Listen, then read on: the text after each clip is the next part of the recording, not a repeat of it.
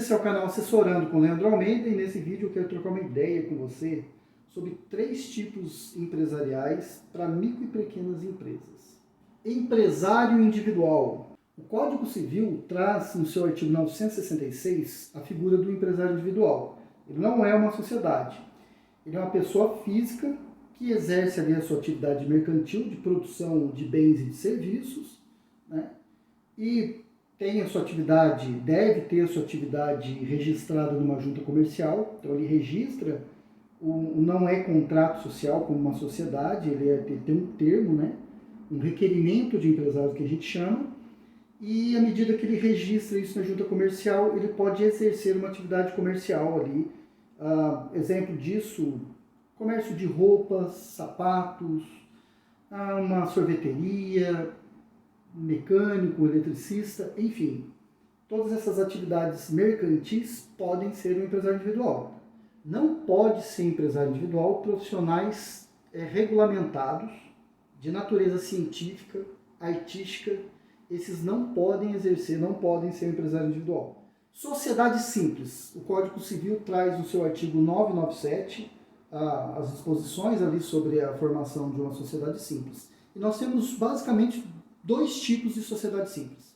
A sociedade simples pura, que é aquela onde os sócios eles têm uma correlação pessoal, né? A sociedade ela tem uma correlação pessoal ilimitada, né? Ela não tem uma correlação limitada, ela tem um envolvimento com a sua pessoa física muito íntimo, muito integrado ali. Então, ou seja, se você tiver uma dívida, você como sócio desse modelo de sociedade tem que arcar a sua dívida com o seu patrimônio de pessoa física. Já o outro modelo de sociedade simples, limitada, ele é formado ele é constituído por cotas de capital ali, e você, se por acaso tiver uma dívida, a empresa é que é responsável, né, esse patrimônio dessa empresa constituída é que é responsável por essa dívida. O registro do contrato social dessa modalidade deve ser feito em 30 dias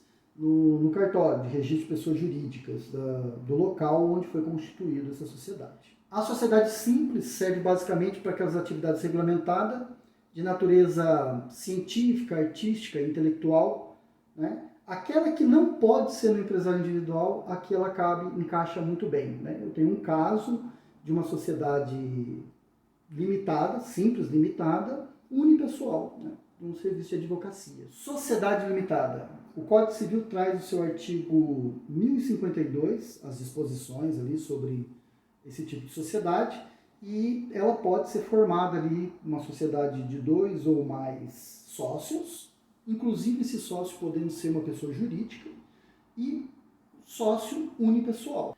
Sociedade unipessoal é aquela na qual você está sozinho na sociedade, você tem 100% do capital, né? Lembrando que esse capital social ele tem que estar homogêneo com a sua atividade, não pode ter discrepância, né? Sociedade empresária com 2 ou mais sócios aí. Quantidade de capital social e o aporte que cada um vai dar, você vai definir ali o seu capital social, o quanto de capital social você precisa injetar para gerir esse negócio, o percentual de cada um, se esses sócios serão cotistas, né, aquele sócio investidor, ou serão sócios que irão trabalhar, ou seja, sócios administradores, e outras questões ali contratuais que devem ser observadas na formação desse contrato.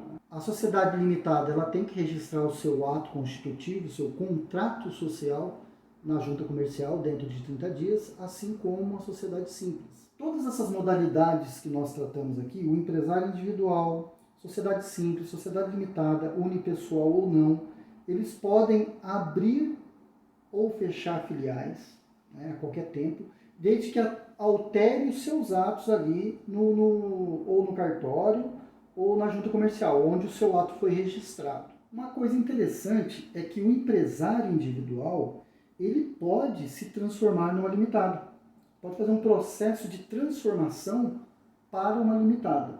E o processo inverso também, uma limitada pode alterar para empresário individual. Isso é uma estratégia muito comum utilizada por empresário individual que se torna sociedade empresária limitada para efeito de estratégia de proteção patrimonial. Recentemente nós tivemos um caso de um cliente com CNPJ, empresário individual, o CNPJ estava abandonado, uma dívida muito alta no Estado, onde o Estado entra contra esse nosso cliente e com um pedido de penhora na pessoa física dele, né? Teve visita de oficial de justiça lá. O contrário também acontece. Uma sociedade limitada, unipessoal ou não, transforma no empresário individual. Leandro, mas por que isso acontece? Para efeitos de estratégia, vamos dizer que essa empresa não tem um faturamento suficiente para se manter ali como uma empresa do Simples Nacional.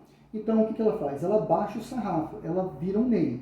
Para você se transformar num MEI, você precisa sair de uma sociedade limitada, transformar num empresário e só então, no período próprio ali, no mês de janeiro, geralmente, solicitar uma transformação, ali, uma mudança para o MEI.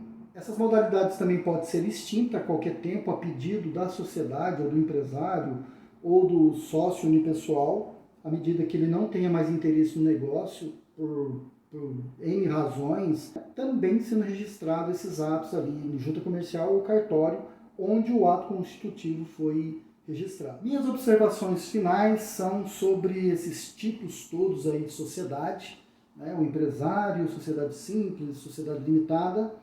A constituição desses deve ser acompanhada por um profissional contábil. Nós, da Contabilidade Leandro Almeida, fazemos aí um planejamento societário e tributário, tá?